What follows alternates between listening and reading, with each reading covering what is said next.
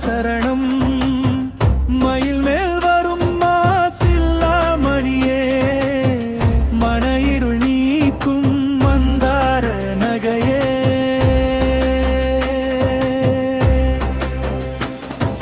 சரவண பொய்கையில் உதித்த சுடரே சண்முகா நின்னருள் தந்திடும் இடரே ஆறு முகங்களும்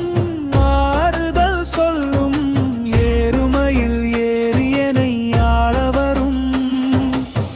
தகப்பன் சாமி என பெயர் கொண்டாய் தத்துவப் பொருளை அன்று உரைத்தாய்